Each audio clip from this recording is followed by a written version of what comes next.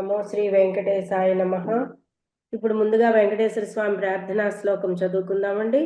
స్థిరం వజ్ర కిరీటం వదనం శశివర్ణ ప్రకాశం ఫాలే కస్తూరి శ్రీగంధ తిలకం కర్ణం వజ్రకుండల శోభితం నాసికా సువాసికా పుష్పదళం నయనే శశిమండల ప్రకాశం కంఠే సువర్ణ పుష్పమాలాలంకృతం హృదయే శ్రీనివాస మందిరం కరం కరుణాభయసాగరం భుజే శంఖచక్రగదాధరం సువర్ణయజ్ఞోపవీత భూషణం స్వర్ణాంగే స్వర్ణ పీతాంబరధరం పాదం పరమానందరూపం సర్వపాప నివారితం స్వర్వం స్వర్ణమయం. ఆయన పైనుంచి ఆపాదమస్తకం అంతా బంగారంతో అలంకరింపబడి ఉంటాడు కదా. సర్వం స్వర్ణమయం. శ్రీ వెంకటేశ శ్రీ తిరుమలేశ శ్రీ శ్రీనివాస నమామ్యహం. ఏడుకొండలవాడ వెంకటరమణ గోవింద గోవింద. ఇప్పుడు శతభిష నక్షత్రానికి మరొక చక్కటి కథను తెలుసుకుంటున్నామండి. ఇది కూడా స్కాంద పురాణంలో వెంకటాచల క్షేత్ర మహత్యంలో ఉన్న కథేను. చాలా చక్కటి కథ. ఇవన్నీ నేను రాసినవి కాదండి, వాళ్ళు స్కాంద పురాణంలో చెప్తే నేను విడగొట్టి మీకు అందజేసినవి. ఓకేనా? ఇంతటి మహిమోపేతమైన ఈ పుణ్యక్షేత్రంలో శ్రీ మహావిష్ణువు మహాలక్ష్మితో కూడి విహరిస్తున్న కథ. ఆ సమయంలో ఏం జరిగిందన్నది మనం శతభిష నక్షత్రం వారికి తెలుసుకున్నాం. శతభిష నక్షత్రం కుంభరాశిలో ఉందండి. 1, 2, 3, 4 పాదాలు. చాలా చక్కటి నక్షత్రం ఇది కూడా. దీనికి రాశ్యాధిపతి శని, అలాగే నక్షత్రాధిపతి రాహువు. చక్కటి కదండి, అందరూ భక్తి శ్రద్ధలతో వినండి. ఓం నమో వెంకటేశాయ. ఇంతటి మహిమోపేతమైన ఈ పుణ్యక్షేత్రంలో మహావిష్ణువు మహాలక్ష్మితో కూడి విహరిస్తున్న సమయం అది. వారిద్దరూ చక్కటి సరస సంభాషణలతో ప్రకృతిని చూస్తూ అక్కడ పూచిన పుష్పాలని సౌకుమార్యాన్ని చూస్తూ లక్ష్మీదేవికి విష్ణువు చూపిస్తూ అనేక కబుర్లు ఆడుకుంటూ గలగలా పారే సెలయేళ్ల సొంపు సోయగాలను వర్ణిస్తూ తిరుగుతూ ఆ దివ్య దంపతులు మొత్తం అంతా కూడా ప్రకృతిని ఆస్వాదిస్తూ అనేక సంభాషణలు మాట్లాడుతుంటూ తిరుగుతున్నారు. ఆ తిరుగుతున్న సమయంలో ఆ కారడవిలో మధ్యన ఉన్న విశాలమైన ఒక చదునైన ప్రదేశంలో కొంతమంది పండితులు అనగా మునులు, ఋత్వికులు, మహర్షులు వేద మంత్రాలు పఠిస్తూ ఉండడం వారి చెవిన పడింది. ఒక్కసారిగా ఈ మంత్రాలు ఎక్కడి నుంచి వినబడుతున్నాయని అటు తిప్పి చూసేటప్పటికీ మహర్షులందరూ ఒక వేదికని ఏర్పాటు చేసుకుని దాని చుట్టూ కూర్చుని యజ్ఞాన్ని చేస్తున్నారు. కొందరు మునిబాలకులు ఆ యాగానికి కావలసిన సమిధలవి తెస్తున్నారు. మరికొంతమంది మహర్షులకి ఏవేం కావాలో వస్తు సామాగ్రిని అందిస్తున్నారు. మరికొంతమంది అక్కడ ఏర్పాట్లన్నీ సరిగా ఉన్నాయా లేదా అని ఎప్పటికప్పుడు పరిశీలించుకుంటూ చూస్తున్నారు. అలా చేస్తున్న వారందరినీ కూడా చూశారు. చూసి పరమ పవిత్రమైన ఆ వెంకటాచల క్షేత్రం మీద పర్వత సానువుల మధ్య ఆ మహర్షులు చేస్తున్న దివ్య హోమం వల్ల హోమ ధూపాల సువాసనలతో ఆ ప్రదేశం మరింత ఆధ్యాత్మిక వాతావరణంలో వింత వింత తేజస్సులతో ప్రకాశిస్తూ ఉంది. వాళ్ళంతా తమను తాము మర్చిపోయి తదేకంగా అత్యంత చక్కటి దీక్షతోటి కఠినంగా ఉండి మడి ఆచారంతో మహోగ్నులై హోమ కార్యంలో మునిగి ఉండిపోయారు. ఇలా మహర్షులు చేస్తున్న అద్భుతమైన యాగాన్ని శ్రీ మహావిష్ణువు తన వెంట సంచరిస్తున్న శ్రీ మహాలక్ష్మితో చెప్తున్నారు. మహాలక్ష్మి, ఈ మహాయోగులు చేస్తున్న మహాయజ్ఞాన్ని గమనించావా? ఎంత కఠినమైన శ్రద్ధతో, ఓర్పుతో, నియమనిష్టలతో వాళ్ళు ఆచరిస్తున్న ఈ యాగం ఎవరిని గురించో చేస్తున్నారనుకుంటున్నావో కదూ? ఆ హోమం మనిద్దరినీ ఉద్దేశించే వారందరూ చేస్తున్నారు. సరిగ్గా పరిశీలించి ఆ మంత్రాలన్నీ విను. అందువల్ల మనం ఇద్దరం కూడా వారి వద్దకు వెళ్ళి వాళ్ళు చేస్తున్న యాగఫలాన్ని స్వీకరిద్దాము అని చెప్తాడు.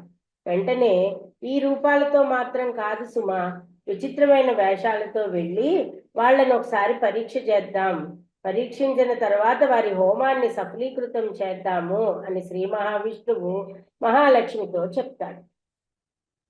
భక్తులని పరీక్ష పెట్టడమే ఆయన వంతు కాదండి, పరీక్షిస్తున్నా కూడా మళ్ళీ ఎంత పక్షపాతో, పాపం వాళ్ళు ఎందుకులే ఎక్కువగా ఇబ్బంది పెట్టడం అని ఎక్కువ పరీక్షకు కూడా గురి చేయకుండానే తక్కువ అత్యవసర మార్కులతో మనల్ని పాస్ చేయించేస్తాడు ఆయన. అంత గొప్ప భగవంతుడు ఆయన వెంకటేశ్వర స్వామి.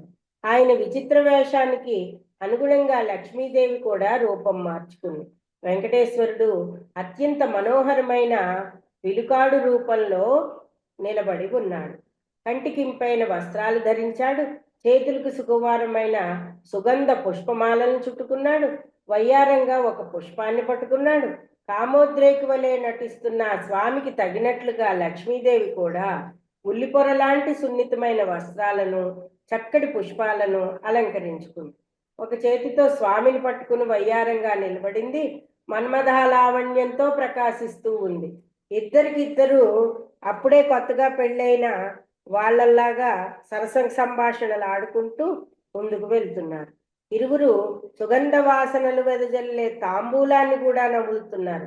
ఒకరికొకరు ప్రేమగా గోముగా చూసుకుంటున్నారు, ఒకరికొకరు లాలనగా మాట్లాడుకుంటున్నారు. చిరునవ్వులతో ఉండగా ఆ మునుల దగ్గరికి వెళ్ళారు. ఇలాగా వింతగా కనిపిస్తున్న ఈ వేషధారణలో ఉన్న ఈ స్వామిని లక్ష్మీదేవిని మునులందరూ చూసి సంభ్రమంతో లేచి నిలబడ్డారు. వీరిద్దరూ ఎంతో విచిత్రంగా వెళ్ళిపోతూ ఉన్న వీరి సౌందర్యాన్ని, వీరి గర్వాన్ని, వీరి దర్పాన్ని మునులు అలాగా కన్నులు అర్పకుండా చూస్తూ ఉన్నారు. వీరు లోకోత్తర పురుషులై ఉండవచ్చునేమో, ఈ నిర్జనారణ్యంలో సంచరిస్తున్న సుందర సుకుమార శరీరులైన వీరు నిజంగా మానవులా, నిజంగా ఆటవికులా, లేదా ఎవరైనా దేవతలా అనుకుంటూ విచ్చలవిడి శృంగారంతో స్వేచ్ఛగా విహరిస్తున్న వీరు ఎవరైతే ఏమి, ఎంతో వర్చస్సుతో ఆశ్చర్యాన్ని కలిగిస్తున్నారు అని మునులందరూ ఒకరి తర్వాత ఒకళ్ళు వాళ్ళని చూడడం మొదలుపెట్టారు అని మునులందరూ తమలో తాము అనుకుంటూ ఆ మాయావీటు దంపతులతో ఇలా అన్నారు. మీరెవరు? చక్రవర్తి లక్షణాలతో ప్రకాశిస్తున్న నువ్వు రాజువా? మరైతే ఏ దేశం నీది? నీ తల్లిదండ్రులు ఎవరు? నీ పేరేమిటి? ఇవన్నీ ఏ విషయాలన్నీ కూడా మాకు తెలియపరచు అని అడుగుతారు. అప్పుడు ఆ మాయావిటుడు, మునులారా, నేను రాజునే కాను, బ్రాహ్మణ అంతకన్నా కాను, అసలు నాకు జాతి లేదు, కులం లేదు, నేను తల్లిదండ్రులు లేనివాడిని, నాకు ఒక చోటే లేదు, నేను అంతటా నేనే ఉంటాను, అనేక వేషాలు ధరిస్తాను, ఫలానా పేరు నాది అని నాకెప్పుడూ నిర్దేశించి కూడా లేదు, ఏ పేరుతో పెట్టి పిలిచినా పలుకుతాను, ఏ పేరు చూసినా నాదే సుమా, నాకు ఇలాంటి నీచమైన హేయమైన గుణాలు లేవు, మేము మిమ్మల్ని చూడటానికి వచ్చాం, మీరు ఇక్కడ ఏదో హోమం చేస్తున్నారు కదా, ఈ హోమం ఏమిటో చూద్దామని వచ్చాను అని చెప్పాడు. మీరందరూ కలిసి చేస్తున్నది ఇది ఏమిటి? ఆ పక్కన పులి చర్మంతో పూర్తిగా చుట్టబడిన యజ్ఞపాత్ర ఉంది కదా, దానిలో వపను ఎప్పుడు యజ్ఞగుండల్లో వేస్తారు అని అడుగుతాడు.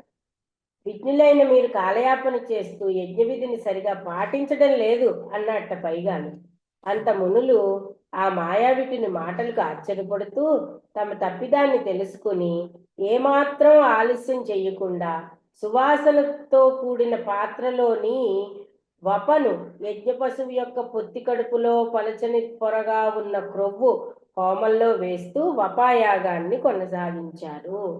వప అంటే అర్థం ఏమిటంటే యజ్ఞ పశువు యొక్క పొత్తి కడుపులో పలుచని పొరగా ఉన్న ఒక కొవ్వుతోటి వీళ్ళందరూ హోమం చేశారు. ఆ హోమాన్ని వపాయాగము అని అంటారు. అది నేను మీకు చెప్దామని మళ్ళీ తిప్పి చెప్తున్నానండి. వపాయాగం అంటే అర్థం అది. ఆ పాత్రలోని వపను హోమంలో వేస్తూ వపాయాగాన్ని కొనసాగించారు అక్కడి మునులందరూ. వెంటనే మాయావిటుడు అదృశ్యమై అక్కడ శంఖ చక్ర గదాధారి అయి శ్రీ మహావిష్ణువు లక్ష్మీ సమేతంగా ప్రత్యక్షమై ఆ యజ్ఞ ఫలాన్ని స్వీకరించాడు. అంత అద్భుతమైన ఈ సంఘటనకి ఒక్కసారి మునులందరికీ ఒళ్ళు జలధరించి పులకరించిపోయింది. స్వామివారిని కన్నులారా దర్శించారు. మన యజ్ఞం సఫలీకృతం చేయడానికి సాక్షాత్తు శ్రీ వెంకటేశ్వరుడే విటుని రూపంలో వేంచేశాడు కదా అని ఆనందిస్తూ మిగిలిన యాగాన్ని పూర్తి చేశారు. పూర్వం జాబాలి మహర్షి చేత విన్న ఈ కథను నేను మీకు వివరించాను. ఇదే కాక మునీంద్రుడా, ఇంకా అనేక కథలు, స్వామి లీలలు ఎన్నో ఉన్నాయి, వాటన్నింటినీ కూడా మీకు తెలియజేస్తాను అని చెప్పి సూత మహర్షికి చెప్పడం జరిగింది. మిగిలిన మునులందరూ కూడా వినడం జరిగింది.